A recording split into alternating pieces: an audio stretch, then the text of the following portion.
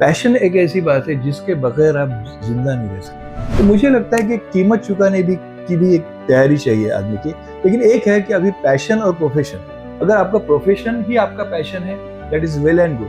अगर आपका प्रोफेशन अलग है, पैशन अलग है, तो एटलीस्ट प्रोफेशन करते करते पैशन को थोड़ा समय दीजिए। नॉलेज और विजडम, नॉलेज से भी ऊपर की स्टेज है विजडम। तो ये नॉलेज और विजडम जो चीजें हैं ना, वो युगों तक रहेगी। तजुर्बा जिसके पास है वो इंफॉर्मेशन से कई गुना बड़ी चीज है। जब हम हमारा अस्तित्व बड़ा मजबूत तरीके से कहीं पे इम्पैक्ट करने की कोशिश करते हैं, उस स्थिति में हम सबसे ज्यादा थक जाते हैं।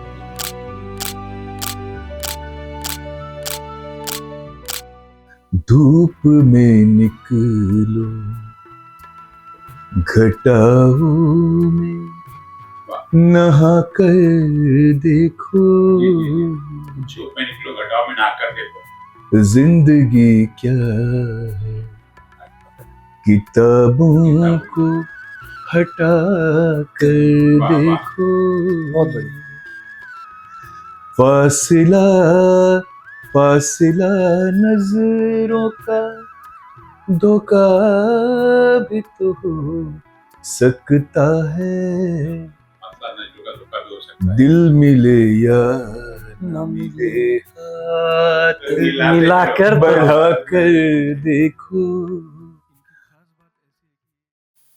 नमस्कार, सिटी न्यूज़ चैनल में आपका स्वागत है। हमारे साथ में आज आलाप काशीकर जो अमरावती के फिलहाल पुणे में इंडस्ट्रियल कंसल्टेंट के रूप में काम करते हैं और बहुत अच्छे गजल गायक, फिलोसोफर और चिंतन करते हैं।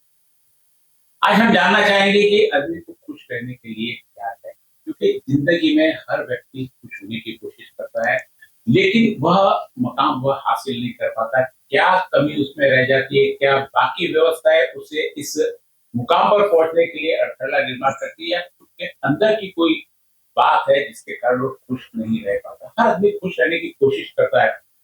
हालांकि मेरे साथ में परिमल खाबिया, ये हमारे यहाँ के पॉलिटिकल एनालिस्ट है, पॉलिटिकल जानकारी रखते हैं, और आपसे भी एक छोटी सी पहले गजल की दो लाइनों से शुरुआत हो जाए, कोई भी आपकी जो पसंद हो, फिर आगे बढ़ेंगे। जी, आपने जो पहले तो मैं आपके आभार व्यक्त करता हूँ, परिमल जी आपके भी आभार व्यक्त करता हूँ, चैनल के अपने आभार व्यक्त करता हूँ, सिटी न्यूज़ चैनल के।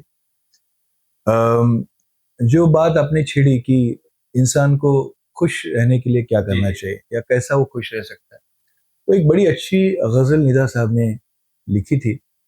वो ऐसे है कि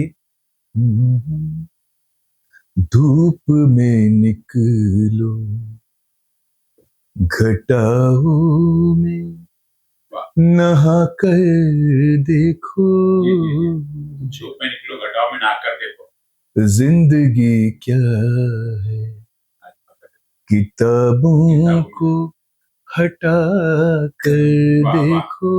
बहुत बढ़िया। फासिला फासिला नजरों का धोखा भी तो हो सकता है, दिल मिले या न मिले, हाथ मिलाकर बढ़ा कर देखो। तो देखिए, बात यह है कि जिंदगी को देखने के लिए निदा साहब ने जैसे कहा कि आपको बाहर निकलना पड़ेगा, और अपने दायरे से भी बाहर निकलना पड़ेगा, अपनी विचारधारा से भी बाहर निकलना पड़ेगा, दूसरों के साथ हाथ मिलाना पड़ेगा ताकि दूसरों के विचार भी समझने पड़ेंगे।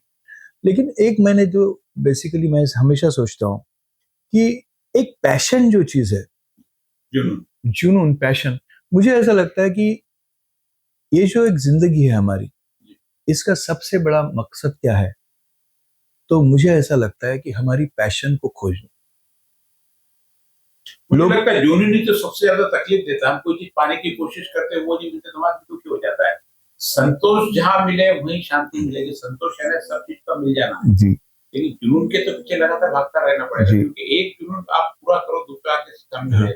नहीं, लेकिन एक है ना, पहली बात तो ऐसी है परिमल जी, जैसे कि मैं सोचता हूँ हॉबी और पैशन में एक डिफरेंस है।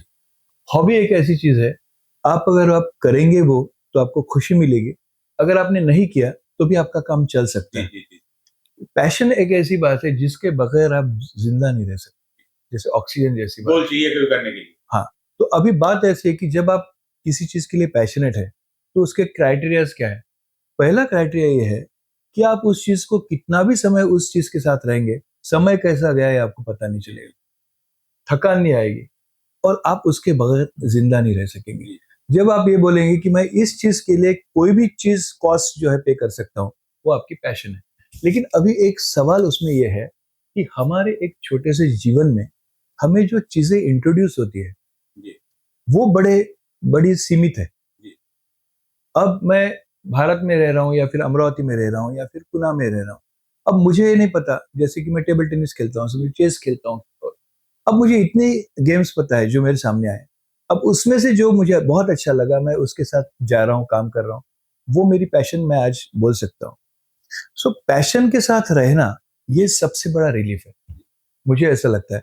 और इंसान खुश तभी रह सकता है जब वो अपने पैशन के साथ रहेगा। अगर वो अपने दिल के खिलाफ काम करेगा, अब हर कोई कर ही रहा है, कॉम्प्रोमाइजेस कर ही रहा है, जिंदगी चलानी है, घर चलाना है, खर्चे करने हैं, तो कोई ना कोई तो काम कर ही रहा आदमी, वो उसके मन के हिसाब से है, ऐसा नहीं है। लेकिन वो बैलेंस कैसे कर सकता है? So he can pursue his passion. तो मुझे लगता है कि ये एक इंपॉर्टेंट बात है। दूसरी बात यह है कि आज के जो मटेरियलिस्टिक एरा में एक्सपेक्टेशंस के प्रेशर्स बहुत बढ़ गए सर। अच्छा, वो प्रेशर्स मेरे खुद के नहीं है, सोसाइटी ने इम्पोज किए, स्टेटस के इम्पोज किए, तो सोसाइटी ने इम्पोज किया, हमने उसको शिरोधार्य कर हमने हमने उसको खुद के ऊपर ले लिया जी। अब मेरे नेबर के पास कार है तो मुझे लगता है मेरे पास होनी चाहिए। अब नेबर नहीं कह रहा, मैं कह रहा हूँ। हाँ, मेरे घर के लोग एक्सपेक्ट कर रहे हैं। दिक्कत वही है, दिक्कत वही है कि आपने जैसे कहा कि पैशनेट होना चाहिए।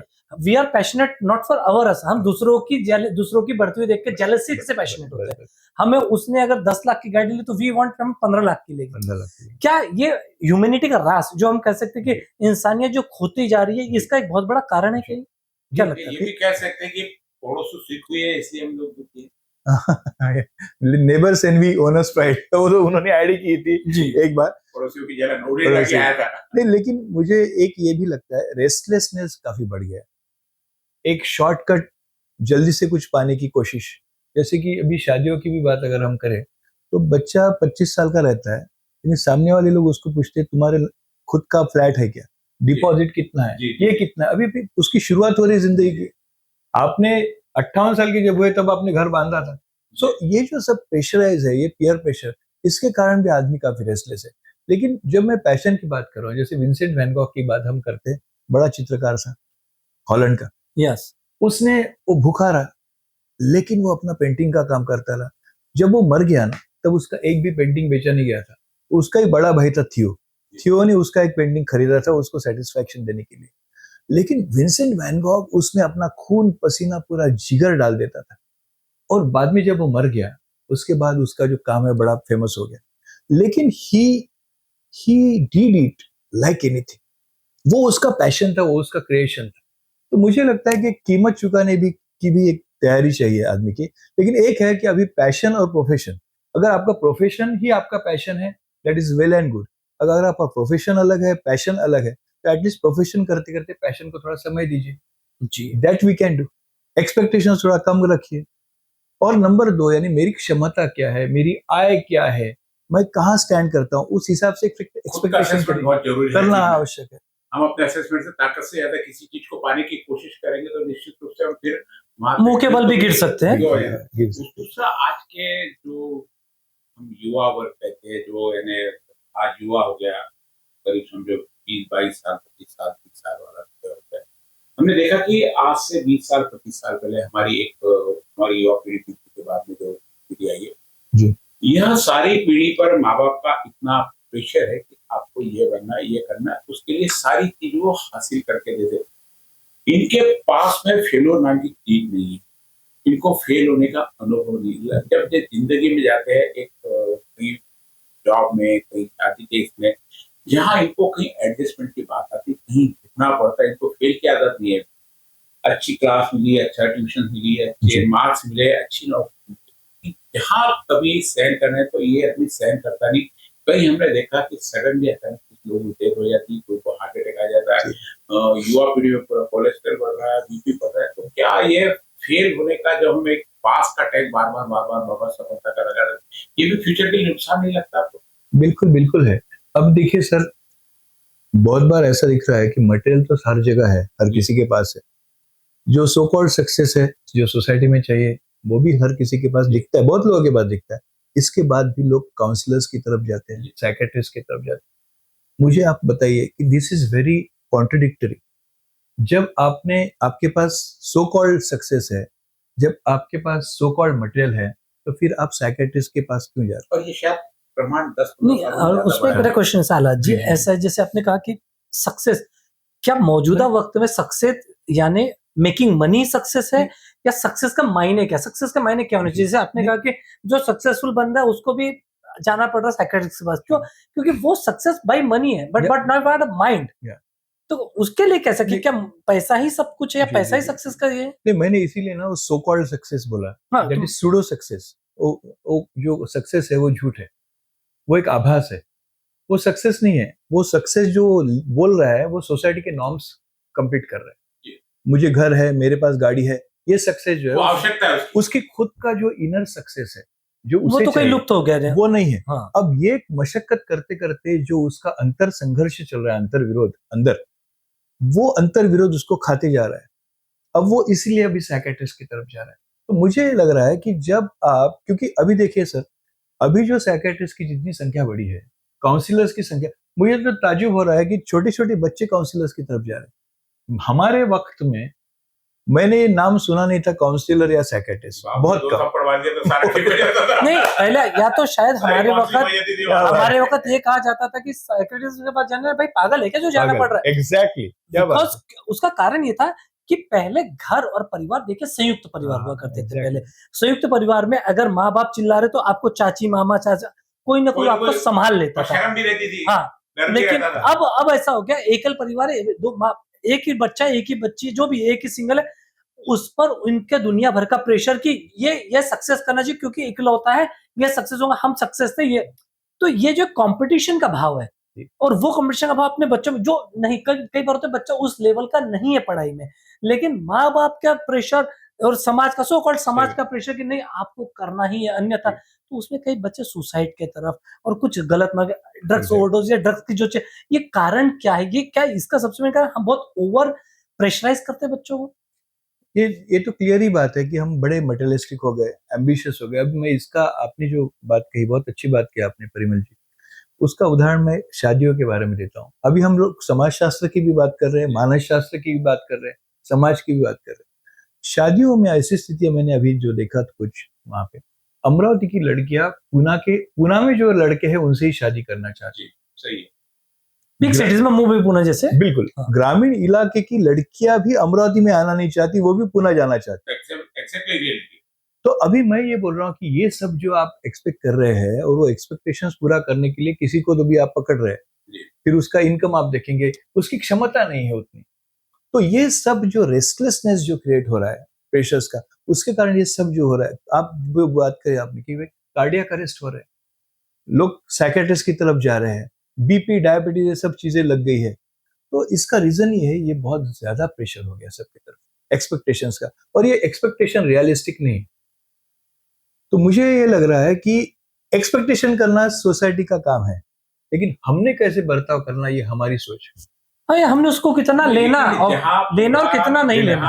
जहाँ 10 लोग स्पीड से चल रहे हैं, हम कहेंगे कि हम हमारी स्पीड से जाएंगे, तो उनके साथ में चल ही नहीं पाएंगे, हम तो अलग हो जाएंगे यानी वो पिछड़ जाएंगे, डिप्रेशन कैसे भी आएगा। आप कंपटीशन में भी डिप्रेशन आ रहा है, साथ में अपने मन से चलने में भी डिप्रेशन आ रहा है। ये सारी चीजें कहीं तो भी सारी सिस्टम, अब हम ये भी नहीं कह सकते माँ बाप दोषी, उन्होंने अपेक्षा की, सब अपेक्षा कर रहे हैं, उस लड़के का भी गलत नहीं क्योंकि सब कर रहे तो मुझे भी करना है। सारी सिस्टम, समाज भी ये चाह रहा, प्लस सरकार भी ये चाह रही है कि इतना सारा बोझा, यानी आप 3 साल के नहीं होते मासिक किताबों का बोझा, आपके बचपन खत्म कर नहीं, वही अभी सरकार ने नया नहीं, 6 साल से पहले अब आप स्कूलों में नहीं पढ़ते, ये सरकार धीरे, जो अभी एक नया नियम आया, लेकिन उसके बाद भी माँ बाप 3 साल का हुआ नहीं तो प्ले हाउस डाल देंगे।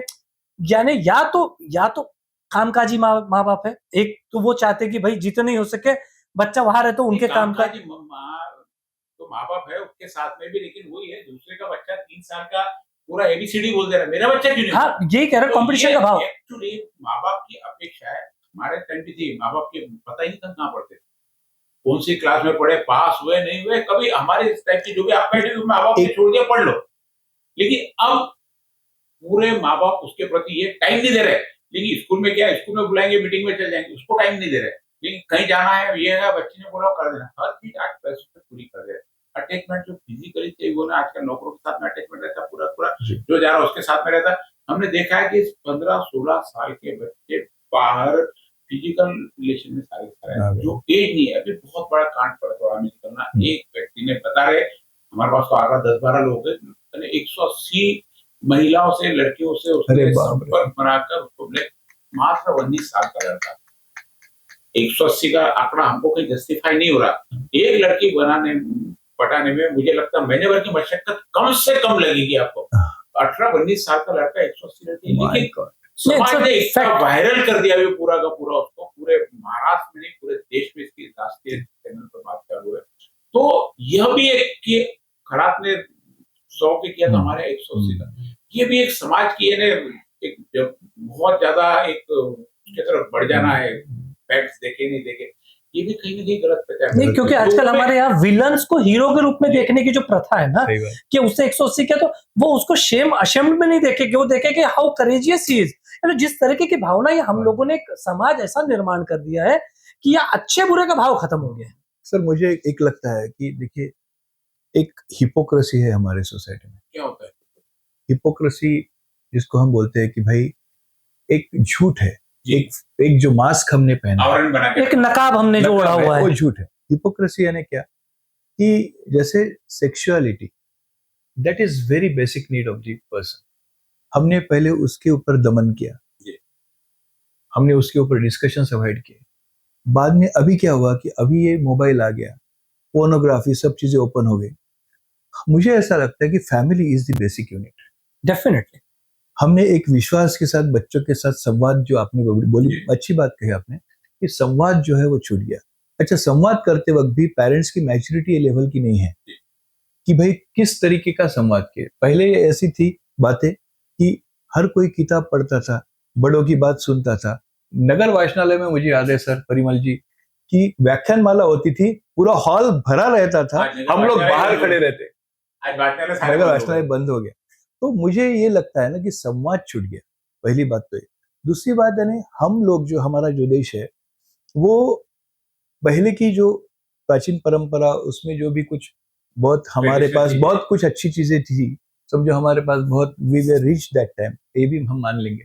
लेकिन अभी मैं बोल रहा हूँ कि आफ्टर हमारा गेटिंग फ्रीडम इन 1947, हम लोग ऐसी स्थिति में से जा रहे हैं कि जिसमें पॉवर्टी, स्कार्सिटी हमने देखी। लेकिन एक चीज है, 1947 के बाद जब पॉवर्टी, स्कार्सिटी भी थी, तब सेटिस्फैक्शन भी साथ में था। जी बिल्कुल सही।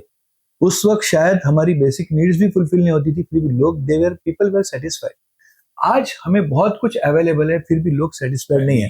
लेकिन मैं भी अभी जापान में गया था, आप यूरोप में कहीं पे भी जाइए, वहां पे उन लोगों ने मटेरियल देख लिया सर। अब उन्होंने मटेरियल देख लिया, उन्होंने सेक्सुअलिटी देख ली, उन्होंने ओपन रिलेशंस देख लिए, ओपन सोसाइटी देख ली। जी, नाउ हमारी ये जो सोसाइटी है ना, that is not it open not close, वो अर्धवट, हम बीच में अटके हुए हैं। अब ये बीच की स्थिति जो होती है ना, इसमें एक विकृति होती है। This is a transition phase for our society. ये ट्रांजिशन है सर हमारा। ये ट्रांजिशन जो है ना, और 50-100 साल के बाद हम लोग उस स्थिति में आ जाएंगे जब हमें किसी चीज के बारे में ऐसा, ये विकृति जो है कम हो जाएगी। Now we are opening. तो मुझे लगता है, मैंने जब इवन जापान में गया, इतना रिच कंट्री है, मगर they are matte finish people. वहां पे ग्लॉसी कुछ नहीं है। अमीर से अमीर आदमी अपना सीधा पैदल निकलेगा, लोकल पकड़ेगा। ऐसा देश है जो हमारे देश को टेक्नोलॉजी भी देता है, बड़ा कर्जा भी देता है, मगर they are very simple people, very simple. कुछ उनका है नहीं। जहां पे मटेरियल की शुरुआत हो जाती है, मटेरियल एज की, वहां पे ना सब जगमगाहट दिखते हैं। जहां पे जिसने मटेरियल देख लिया सर, हाँ, जिसने वो चीज की अनुभूति पाली, उसके लिए कोई गुजर गया। जिसने पूरा देख लिया, एम्पल देख लिया, उसकी इच्छा खत्म हो जाएगी, वो फिर से सिंप्लिसिटी की तरफ जाएगा। तो ये अभी now we are in a transition phase, our society is going through that. तो मुझे लगता है मैच्योरिटी आने, और एक मैं ये भी बताता हूँ, ट्रांजिशन फेज में जो भी एक्सीडेंट्स होते हैं वो होते ही है। ये एक्सीडेंट्स हमें देखने ही पड़ेंगे, उसमें से हमें जाना ही पड़ेगा, लेकिन हमें सत्य भी स्वीकारना पड़ेगा कि जिंदगी की ये सब जो बेसिक चीजें हैं उसके ऊपर we should start open debate on that. Family में चर्चा होनी ही चाहिए। अगर ये सब नहीं होता है तो ये इस तरीके से जाएगा। तो अब क्या आपका क्या सुझाव रहेगा इसमें कि हमने जो हम अभी यहाँ दमन करते हैं, जहाँ आधा खुला रहता है, ये करते हैं, जिसमें खरतवाड़ा का बताया, खरात का प्रकरण, बहुत 2 बड़े प्रकरण और छोटे मोटे अभी यानी ये असॉल्ट्स काफी होते जा रहे हैं। यानी हो सकता उनके लिए रूटीन का रोज का रोजाना का काम होगा, लेकिन जब ये चीजें पब्लिकली पब्लिश हो जाती है तो क्राइम बन जाता है। नहीं, एक चीज है जब सर, तक यदि नहीं पकड़े जाए तो वो नहीं सक्सेस नहीं, ये तो है, देखिए कि जो लोग जो खरात ने किया, जो सोसाइटी में दिख रहा रिफ्लेक्शन, मुझे लगता है वो रिफ्लेक्शन सोसाइटी का रिफ्लेक्शन है। मैं I am agnostic person. Agnostic means I will not accept anything without evidence and at the same time I will not deny also. मैं नकारूंगा भी नहीं और मैं स्वीकारूंगा भी नहीं। मुझे लगता है कि लस्ट ग्रीड और फियर, लस्ट और फियर, हमारी जो क्या बोलते हैं लस्ट, हाव जो है, बहुत ज्यादा हमारी इच्छा, अपेक्षा है। अपने हाव लस्ट ग्रीड, लस्ट हमारी जो हवस, जो हवस आपके है, हवस, जो हवस है, और फियर, डर है, और ये लालच। हवस और फियर, इसके भरोसे पे ये सब टेम्पल्स, ये बाबा, ये सब टिके हुए हैं। जिस दिन ये हवस कम होगी हमारी, मटेरियल मिलाने की, कोई पद मिलाने की, कोई पॉलिटिकल पोजीशन मिलाने की, ये हवस कम होगी, और जिस दिन हमारे दिल से डर कम होगा कि यार मैंने ये पूजा नहीं की, इस मंदिर का दर्शन नहीं लिया तो मेरा कुछ खराब होगा, भगवान मेरा कुछ कम कर देगा, या फिर मैं डर के कारण किसी के पास जा रहा कुछ गवाने के, तो ये ना हम सरेंडर हो रहे हैं सर। और वो सरेंडर जो है वो किस प्योर स्पिरिचुअलिटी के लिए नहीं हो रहे, नहीं, वो जस्ट फॉर हमारे फियर और लस्ट के लिए हो रहे हैं। और इसका फायदा लेने के लिए ये सब लोग बैठे हैं। ये जो फाउंडेशन है ना लस्ट और फियर का, ये जब तक इस सोसाइटी में है तब तक ऐसे हजारों खरात और बहुत सारे लोग हमेशा मिलेंगे। अब मेरा ये सवाल था बच्चों के बारे में, एक तो पेरेंट्स की खुद की विचारों की दिशा नहीं है, उनको खुद समझना पड़ेगा कि भाई जिंदगी क्या है, रेस क्या है, सक्सेस क्या है, ये डेफिनेशंस, और उनका खुद का उन्होंने यानी पेरेंट्स का ही खुद का क्लास लेना चाहिए। पहली ये स्थिति है आज की। और फिर उन्होंने ज्यादा से ज्यादा समय अपने बच्चों के, पहले क्या होता था, नाना नानी, आपने सही बोला, जॉइंट फैमिली थी, दादा दादी सब रहते थे घर में, उनका एक तजुर्बा था उन लोगों का, और उनको जब कोई चीज खटकती थी वो तुरंत बोलते थे अरे यार ये गलत हो रहा है। अभी तो कोई नहीं, हर कोई स्वतंत्र हो गया और हर कोई सही है, हर कोई सही है, गलत सुनने की किसी बात नहीं। अब ऐसा है कि आपके पास दादा दादी नहीं, नाना नानी नहीं है, आप पेरेंट्स हैं, आपको बताना है, और आप खुद इतने इमेच्योर हो कि आप क्या उस बच्चे को बोलोगे कि वो अपने आप को इस दुनिया में अपने आप को सरवाइव कर सके। सही बात। ऐसे इतने भ्रमित है माँ बाप, क्योंकि क्या होता है आज जो टेक्नोलॉजी चल रही है, क्या इमेच्योरिटी है, हर चीज अवेलेबल आपको मोबाइल पे है, तो माँ बाप को लगता है कहीं भी इनके ज्ञान में हम कम पड़ रहे हैं। पहले क्या होता था, पहले माँ बाप को समझे नहीं समझे, माँ बाप की आंखें काफी होती, लेकिन क्या होता था, एक चीज है ना, नीम हकीम खतराए जान, बस वैसे आजकल के पेरेंट्स हो गए। हर चीज इंटरनेट पे अवेलेबल है। कोई प्रिस्क्रिप्शन लिख के देता है तो पहले देखता है कि इसमें कंटेंट क्या है, वही कंटेंट ना समझे, लेकिन उसको समझ लेता है। आजकल डॉक्टर्स के भी प्रिस्क्रिप्शन, पहले कभी डॉक्टर पे शक नहीं करते थे, डॉक्टर भगवान का रूप होता था, परिवार का मेंबर होता था, सलाहकार होता था डॉक्टर, कि भाई कहीं भी अपना मेहमान आता डॉक्टर साहब को बोलते, डॉक्टर साहब क्या बोलते, ये पद था डॉक्टर का। लेकिन आज उसको भी चैलेंजेस हो रहे हैं, क्योंकि आज ज्ञान इतना ज्यादा हो गया कि 10वीं का बच्चा, 8वीं का बच्चा, 7वीं का बच्चा भी जानता है कि मेरा ये इसमें जानकारी क्या है। और माँ बाप आज लंबी गैप के पीछे पड़े, एक गैप दिखती है, उनको लगता है, उन्होंने खुद भी मान लिया कि हम आधुनिक युग से नहीं लड़ सकते। तो माँ बाप को ट्रेन करने की जरूरत है या बच्चों को समझने? नहीं सर, एक पहले मैं थोड़ा सा एक चीज के लिए थोड़ा डिफर हूँ, इंफॉर्मेशन और नॉलेज में फर्क है। अभी जो फ्लोट हो रहा है वो इंफॉर्मेशन है, ये इंफॉर्मेशन को कोई वैल्यू नहीं है, उसका कोई अस्तित्व नहीं है, उसका कोई वजूद नहीं है, क्योंकि वो आज है, नेक्स्ट मोमेंट में वो खत्म हो गया, आउटडेटेड हो गया। नॉलेज और विजडम, नॉलेज से भी ऊपर की स्टेज है विजडम। तो ये नॉलेज और विजडम जो चीजें है ना, वो युगों तक रहेगी। जैसे कि सोक्रेटिस ने ग्रीस में एक बात अच्छी कही थी उस वक्त, 2500 साल पहले, वो ये बोलता था कि मैं इतना ही जानता हूं कि मैं कुछ नहीं जानता, इसीलिए मैं सबसे ज्ञानी हूं। सही क्योंकि एथेंस में यही हुआ था कि एक दिन किसी ने कहा कि सोक्रेटिस एथेंस का सबसे ज्ञानी आदमी है। अब देखिए सोक्रेटिस की स्थिति क्या थी कि सोक्रेटिस हर शब्द के ऊपर चर्चा करता था, सोचता था। जैसे आपने मुझे कहा, आपने कहा कि सत्य, तो वो बोलेगा सत्य सर, परिमल सर सत्य क्या है? आपने कहा ज्ञान, वो बोलेगा सर ज्ञान क्या है? आपने कहा शासन, वो बोलेगा सर शासन क्या है? और हम ऐसे बहुत सारे शब्द जो हर रोज इस्तेमाल करते हैं लेकिन जिसके ऊपर कभी चिंतन नहीं करते, ऐसे शब्दों के ऊपर खड़ा रह के वो हमें सोचने के लिए बाध्य करता था कि इसका अर्थ क्या है। अब जिस क्षण सोक्रेटिस वो मोहल्ले में जाता, जिस दिन किसी ने एथेंस में कहा कि सोक्रेटिस सबसे ज्ञानी है, तो सोक्रेटिस बड़ा चिंता में गिर गया। मैं हमेशा बोलता हूँ अगर मैं सोक्रेटिस की जगह होता और किसी ने मुझे कहा होता कि अल्लाह ज्ञानी है, तो मैं जाता अपने भोला हलवाई जी के यहाँ पे पेड़े लेके सबको बांट देता, क्योंकि मैं सबसे बड़ा मूर्ख हूँ। लेकिन सोक्रेटिस ऐसा नहीं था। जब किसी ने कहा कि सोक्रेटिस सबसे ज्ञानी है, तो सोक्रेटिस चिंता में गिरा। फिर वो उसने क्या किया sir? What I am talking, this is the reflection of the society even today also. Socrates गया धार्मिक लोगों की तरफ, मुल्ला मौलवी पंडित ये वो सब तरफ, फादर प्रीस्ट एंड ऑल सब उनसे बात की, तो उसको लगा कि यार इनके पास तो बड़ा अहंकार है और वो तो अपने धर्म के माध्यम से कम्युनिटी को कंट्रोल करना चाहते हैं। There intention is wrong, intention is wrong. फिर वो गए, एक्चुअल जो शिक्षक थे उनके पास, वो भी अपने अहंकार में थे। पॉलिटिशियंस के पास गए, उनका तो एजेंडा अलग था। सोक्रेटिस घर पे आके बैठ गया और बड़ा निराश था, मुझे क्यों ज्ञानी कहा? तभी उसके दिमाग में एक चीज आ गई और वो बड़ा खुश हो गया। वो बोला कि पूरे एथेंस में शायद मुझे अकेले को ये पता है कि मैं सबसे अज्ञानी हूं, इसलिए मैं सबसे ज्ञानी हूं। बाकी लोगों को ये पता ही नहीं कि वो अज्ञानी है। अपने को कुछ सीखना चाहिए। हर कोई ये समझता है कि भाई मुझे सब कुछ आ गया, हाँ मैं अपने फील्ड का एक्सपर्ट हूँ। अब एक फील्ड की बात करेंगे, एक फील्ड की छोटी सी ब्रांच की बात करें तो वो सागर है। अब जिंदगी चली जाती है, अब हम म्यूजिक की बात करते हैं।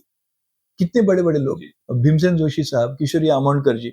अब इन लोगों के पास मैं जब किशोरी आमोणकर जी से मिला, उनके घर पे गया, तो मुझे ये समझ में आ गया कि मुझे कम से कम, मेरी उम्र इतनी नहीं है, उतने साल मैंने 40-50 साल जब मैं संगीत की साधना करूंगा, तब उनके घर जाकर मैं झाड़ू मारने के काबिल होऊंगा। झाड़ू मारने के काबिल होगा जब मैं 40-50 सालों काम करूंगा। तो इतने बड़े लोग एक एक क्षेत्र में हैं, तो एक ज्ञान का अहंकार आता क्यों है? तो ज्ञान और इंफॉर्मेशन, आपने जो कहा कि पेरेंट्स जो है उनमें एक कॉम्प्लेक्स क्रिएट हो गया कि भाई हम बच्चे से पीछे नहीं है। तजुर्बा जिसके पास है वो इंफॉर्मेशन से कई गुना बड़ी चीज है सर।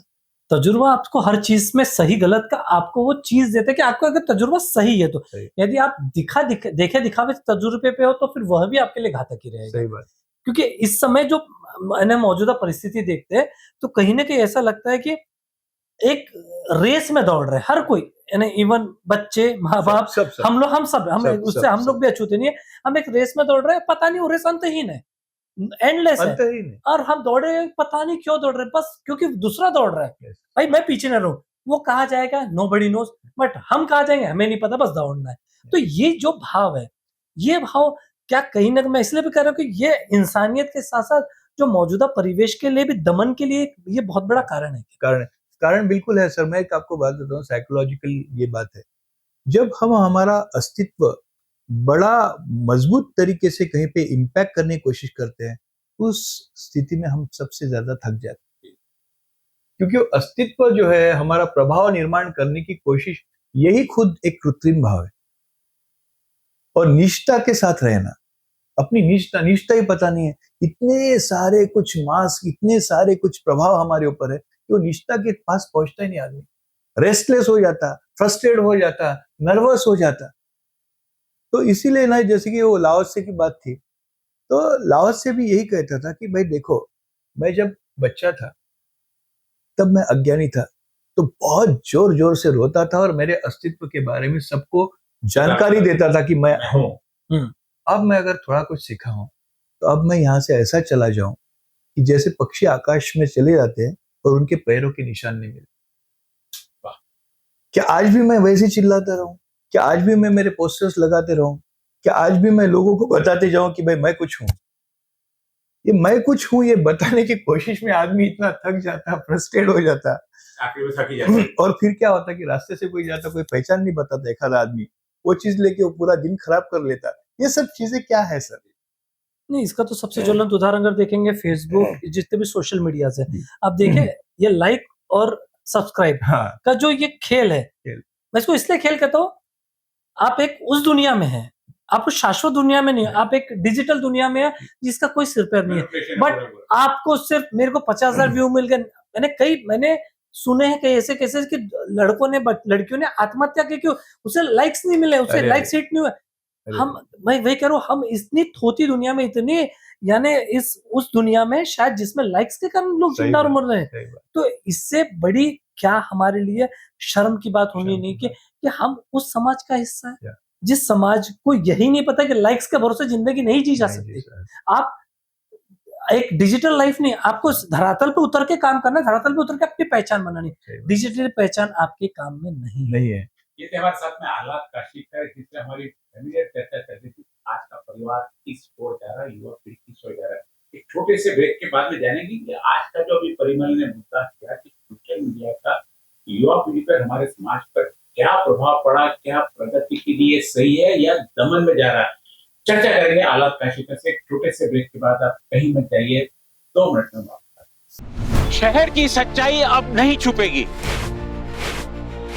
सफाई व्यवस्था दावों में कितनी और जमीन पर कितनी। सिटी न्यूज लेकर आया है एक बड़ा अभियान।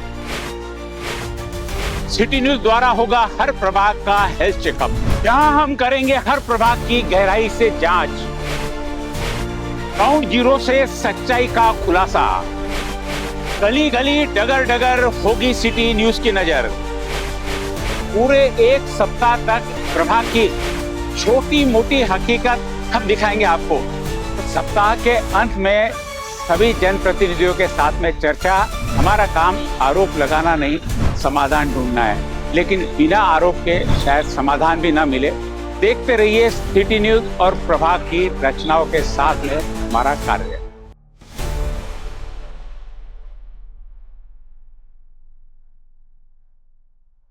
नमस्कार। ब्रेक पे जाने से पहले परिमल ने बदला था माहौल सोशल मीडिया का कि सोशल मीडिया लाइक और सब्सक्राइब के कारण कई लोगों की जिंदगी बदली, कुछ की बन गई, कुछ की बिगड़ गई। ये सोशल मीडिया एक बहुत बड़ा प्रभाव आज की युवा पीढ़ी पे छोड़ रहा है। परतवाड़ा का हाल ही का कांड सोशल मीडिया के कारण हुआ। सोशल मीडिया में यदि शायद फोटो हुआ वायरल नहीं होते तो इतना बड़ा कांड बाहर नहीं आता, ये कई दिनों से चलता। और ऐसे कई कांड है जो सोशल मीडिया में अच्छे भी बुरे भी दोनों चल रहे हैं। इसका युवा पीढ़ी पे, आज के समाज पे क्या प्रभाव पड़ रहा और कितना सही है, इस पे कितने अंकुश लगाना जरूरी, जानते हैं आलात से। क्योंकि आलात सारी चीजों का चिंतन करते हैं, सोशल मीडिया का भी, समाज का भी, देश का भी, और सारी परिस्थितियों का जानेंगे। आलात अभी जैसे चर्चा की थी सोशल मीडिया में लाइक और सब्सक्राइब का, जी। हर कोई, यानी हम ये नहीं कहते युवा पीढ़ी, यानी आपके मेरे एज के भी लोग जो है सारे सारे आज सोशल मीडिया से संबंधित है। सोशल मीडिया पे रोजाना ज्ञान बढ़ते रहता है, व्हाट्सएप यूनिवर्सिटी पे चलती है, ऐसा ज्ञान मिलता है कि जो बाहर नहीं देखने को मिलता। इस ज्ञान का क्या महत्व, जैसा आपने कहा ज्ञानी है क्या नहीं कहा, तो इस ज्ञान का भी क्या महत्व है। पीढ़ी उसको मानती, हम ये नहीं कह सकते कि ये फालतू है, उस पे लोग फॉलो करते। कई लोगों ने सोशल मीडिया के करते करते सुसाइड तक कर दिया। जी। नहीं, एक बात ये है कि हर चीज के दो पहलू है, फायदे भी है, नुकसान भी है। अब हम जैसे आईटी इंडस्ट्री की बात करते हैं, वो भी इस टेक्नोलॉजी से क्रिएट हुई। एआई जो है, रोबोटिक्स है, वो सब चीजें हैं। अब इसमें बहुत सारी चीजें फायदे की भी हुई, ह्यूमन नेचर, और जो क्रिएशन भी बहुत है, बहुत अच्छा किया।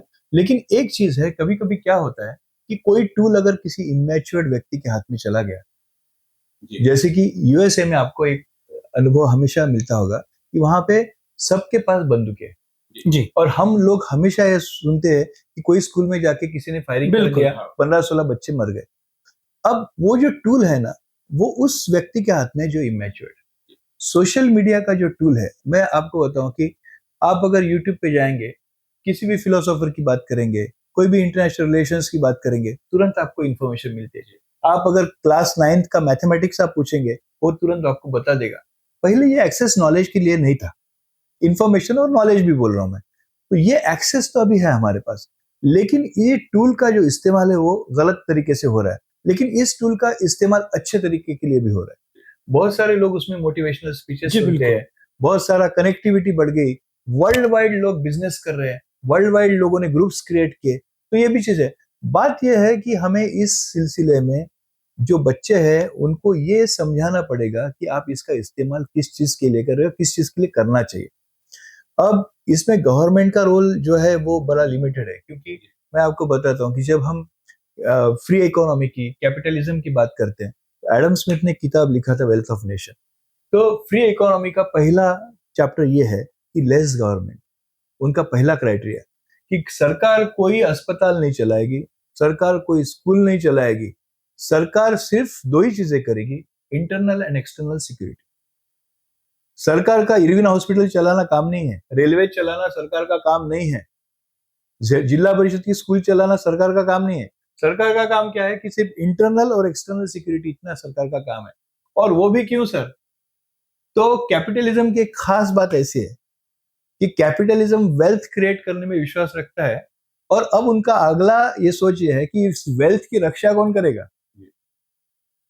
ब्रिटिशर्स जब इधर आए तो एक कंपनी करके आए व्यापार करने के लिए, बाद में उन्होंने जब यहाँ पे व्यापार किया तब उन्होंने ये सोचा कि हमारे ये सब व्यापार को प्रोटेक्ट कौन करेगा, तो फिर पीछे, और उसके बाद फिर उन्होंने वो सब कब्जा करना शुरू। तो वेल्थ इज वेरी इंपॉर्टेंट, तो इसीलिए वेल्थ ऑफ नेशन जो था उसका। तो अभी स्थिति है कि गवर्नमेंट डे बाय डे, मैं आपको बताऊं, गवर्नमेंट हर जगह से खुद को बाहर निकाल रही है, they are disinvesting, they are going back, हम सब कुछ वो आउटसोर्स कर रहे हैं। ऐसी स्थिति में मुझे ऐसा लगता है कि हर कोई अभी चिंतन कर रहा है कि समाज की स्थिति पे कि family as a unit strong होना चाहिए, लेकिन family as a unit strong कब होगा? जब पेरेंट्स खुद वीक है और उनके पास सोच नहीं है। तो इसीलिए मुझे लगता है कि एक बड़े पैमाने पे पेरेंट्स का काउंसलिंग इज वेरी इंपॉर्टेंट, और तभी बच्चों के ऊपर हम कुछ कंट्रोल कर पाएंगे। तो ये स्थिति है, लेकिन एक मैंने जैसे आपको पहली बात कही कि हम लोग एक ट्रांजिशन फेज से जा रहे हैं, हमारी सोसाइटी ओपन भी नहीं है, क्लोज भी नहीं है, तो हमारे इसमें ओपन चर्चा भी होनी चाहिए। मैं जैसे कि मैंने कहा सेक्सुअलिटी चर्चा होनी चाहिए, नहीं करते लोग, तो हमारे यहाँ पे दाम्भिकता भी बढ़ी है। अच्छा, जो लोग प्रवचन कर रहे हैं, जो लोग इधर मुल्ला मौलवी है, प्रीस्ट है, फादर है, ये है, तो वो उधर फादर लोग जो है वो उधर नन्स का शोषण कर रहे हैं। हमें कोई मठ में कोई अलग ही बात भी मिलती है, कोई इधर मुल्ला मौलवी के बारे में अलग ही बात खबर आती है, खबर। तो मुझे ये लग रहा है ना कि दिस इज हिपोक्रेटिक सोसाइटी। हमें खुले दिल से चिंतन करनी चाहिए, खुले दिल से सब चीजों पे बात करनी चाहिए, और पेरेंट्स को मजबूत करना चाहिए। I think so. इसे अभी चर्चा करते सोशल मीडिया की बात, अभी एक बहुत विशेष करनी रहती है कि जो वार अभी चल रहा है, वार चल रहा है नहीं चल रहा है, क्या जरूरी था वार करना यहाँ पर, और क्या उसमें आम आदमी पिसता जा रहा है। सो पहली बात तो कैसी है, मैं बताता कि एक सिंपल डेफिनेशन है, there is no permanent friend और enemy in international relations, there are permanent interest only. अब इसमें जो प्लेयर्स है, मेन प्लेयर्स, जैसे कि इजराइल है, जैसे कि यूएसए है, ईरान है, तो आज जो चल रहा है ना, इसके पीछे एक लंबी कहानी है।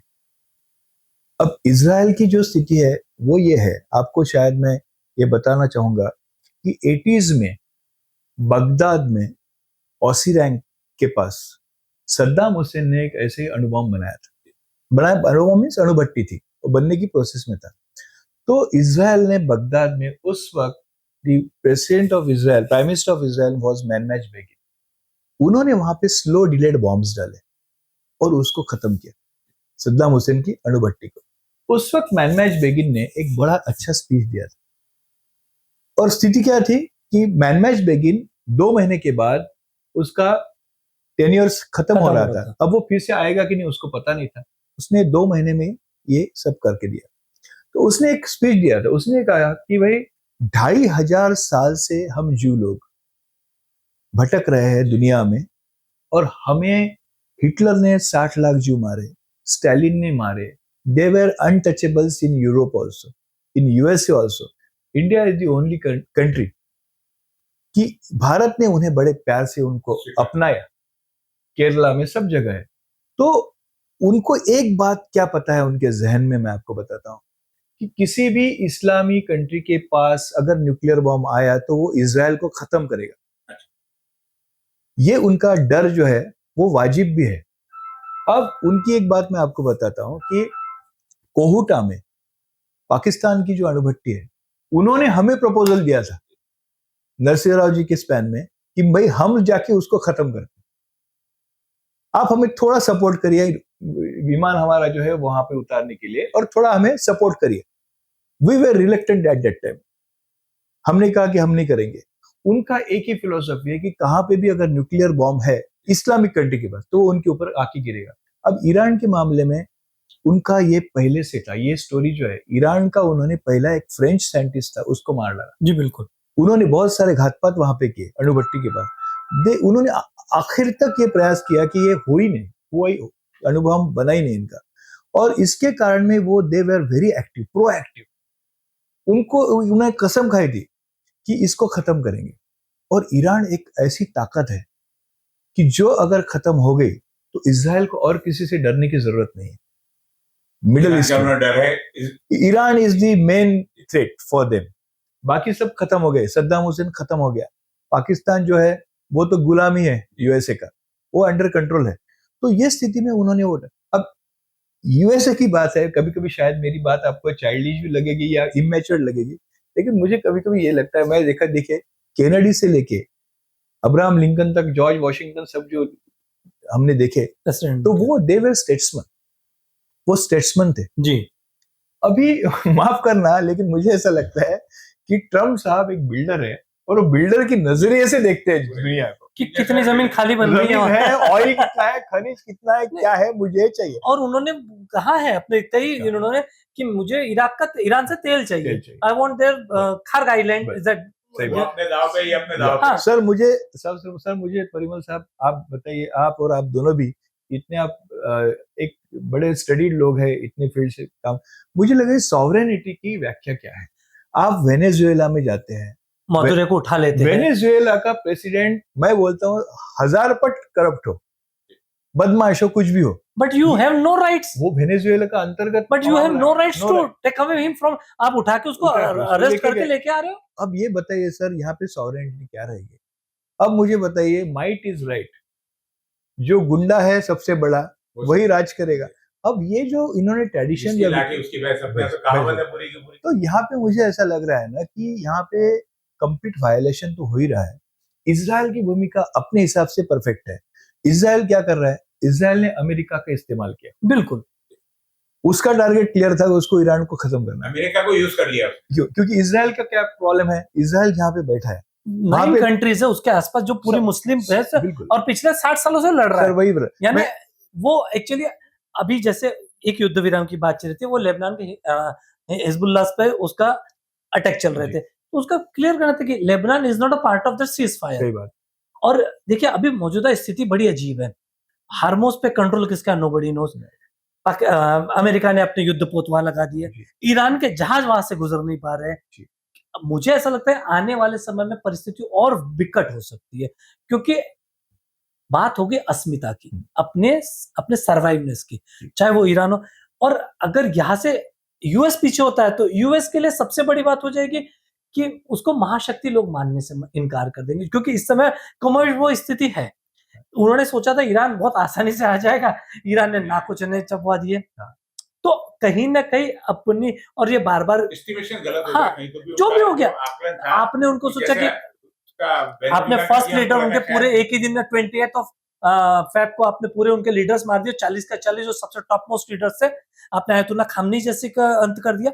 और उसके बाद वो डटे रहे, उल्टा और एग्रेसिव तरीके से रहे। आपने सोचा था 3000 उनके मिसाइल हो, 30,000 मिसाइलें मार दे रहे हैं। तो असेसमेंट के साथ साथ एक चीज है कि उनकी दृढ़ इच्छा शक्ति ईरानियों की, चाहे वो सही गलत वो अलग है, वो अपने देश की सॉवरेनिटी के लिए, जैसे आपने कहा ना, अस्तित्व के लिए लड़ रहे हैं। उनके वहां क्या हो रहा है, 1969 के पहले, 79 के पहले ईरान सबसे ज्यादा प्रगतिशील देशों में था, यूरोपियन कंट्रीज में माना जाता था। वहां पे जितना खुलापन था, शायद उसके बाद उसके बाद मुस्लिमों का वहां इतना ये नहीं था।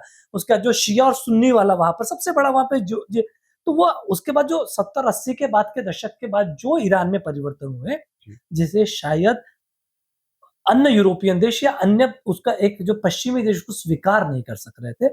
और ये आप परमाणु रिएक्टर बना लूंगा, परमाणु, और एक डर, इजराइल का डर लाजमी है, क्योंकि इजराइल जब से आजाद हुआ है तब से वो सिर्फ एक ही मोड में, दैट इज वॉर जोन और वार मोड में, उसके अलावा क्योंकि उसको कहीं नहीं, उसको खुद का अस्तित्व बचा। हाँ, सायरन 24 आवर्स उनके ऑन रहते। तो मुझे ऐसा लगता है कि कहीं ना कहीं ये युद्ध कम और सिर्फ बढ़ चढ़ कर कि मैं महान, मैं बड़ा, तू बड़ा नहीं, मैं बड़ा, कि इस चीज को लेकर मुझे लगता है सारे अस्तित्व की लड़ाई, सबको अपना अस्तित्व बनाना, किसी को वर्चस्व जमाना, किसी को अपना बिजनेस बढ़ाना, इन सारे चीजों के पीछे अपेक्षाएं सबसे बड़ी है।